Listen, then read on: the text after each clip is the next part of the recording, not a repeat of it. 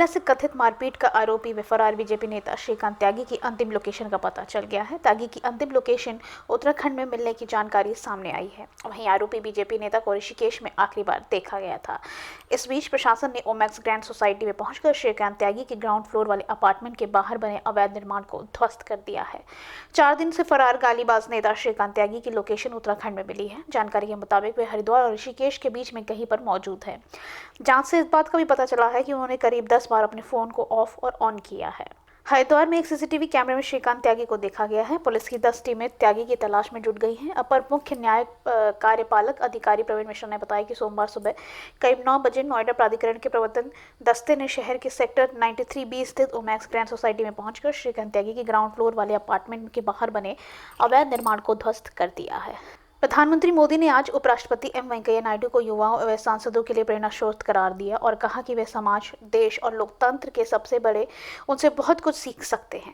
राज्यसभा के सभापति नायडू को उच्च सदन में विदाई देते हुए प्रधानमंत्री ने कहा कि वे देश के ऐसे उपराष्ट्रपति हैं जिन्होंने अपनी सभी भूमिकाओं में हमेशा युवाओं के लिए काम किया और सदन में भी हमेशा युवा सांसदों को आगे बढ़ाया और उन्हें प्रोत्साहन दिया। उन्होंने कहा, अपने देश के लिए और सदन के लिए जो कुछ किया उसका ऋण स्वीकार करते हुए आपको भविष्य के लिए बहुत शुभकामनाएं देता हूं। प्रधानमंत्री ने नायडू के कार्यकाल की सराहना करते हुए कहा कि इस अवधि में सदन में कामकाज की वृद्धि हुई है। उन्होंने नायडू के बारे में कहा कि सदन में लोकतंत्र देने की जिम्मेदारी पहले ही पूरी हो रही है, लेकिन उनके अनुभव का लाभ भविष्य में देश को मिलता रहेगा। साथ ही हम जैसे अनेक सार्वजनिक जीवन के कार्यकर्ताओं को भी लाभ मिलता रहेगा। कांग्रेस नेता राहुल गांधी ने राजस्थान के खाटू श्याम जी मंदिर परिसर में मची भगदड़ में श्रद्धालुओं की मौत पर दुख जताया। सीकर जिले के खाटू श्याम जी मंदिर के बाहर सोमवार तड़के मची भगदड़ में 3 महिलाओं की मौत हो गई और 4 श्रद्धालु घायल हो गए। राहुल ने फेसबुक पर साझा पोस्ट में लिखा कि राजस्थान के सीकर में खाटू श्याम मंदिर में भगदड़ की खबर बेहद दुखद है। मैं घायलों के जल्द स्वस्थ होने की और दिवंगत आत्माओं को शांति की कामना करता हूँ और उनके परिजनों के प्रति मेरी संवेदना व्यक्त करता हूँ। कांग्रेस के पूर्व अध्यक्ष ने लिखा कि राजस्थान के सभी कांग्रेस कार्यकर्ताओं से मेरी अपील है कि वे जल्द से जल्द प्रशासन के साथ मिलकर स्थानीय लोगों की मदद करें। सोमवार को 11 के अवसर पर खाटू श्याम मंदिर में पूजा अर्चना के लिए रविवार रात से ही श्रद्धालुओं की भारी भीड़ उमड़ पड़ी थी।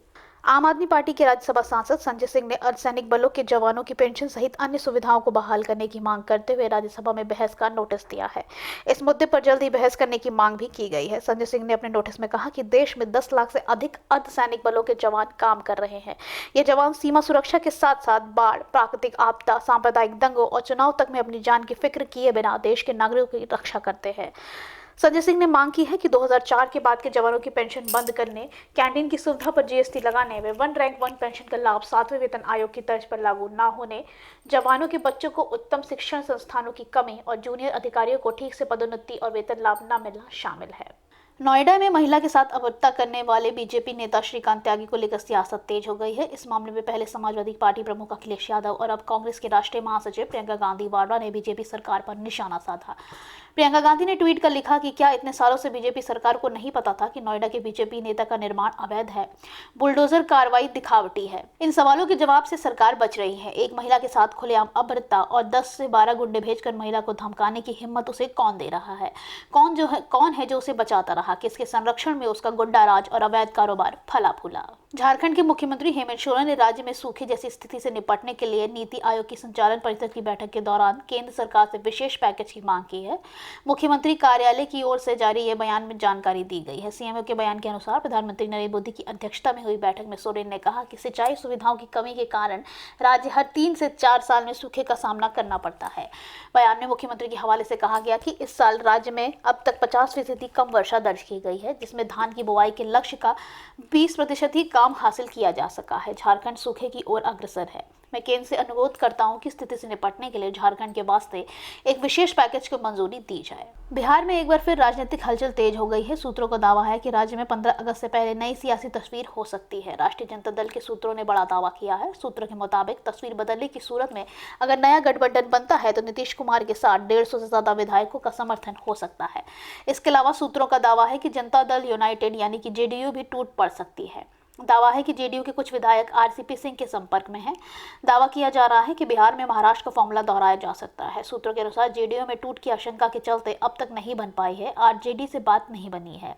दूसरी ओर बिहार के कांग्रेस के विधायकों ने आज शाम पटना पहुंचने का फरमान जारी किया है। विधानसभा में कांग्रेस विधायक दल के नेता अजीत शर्मा ने कहा है कि बदलते हुए राजनीतिक हालात पर नजर है। दिल्ली मुख्यालय से कांग्रेस के प्रभारी भी पटना आने का आग्रह किया है।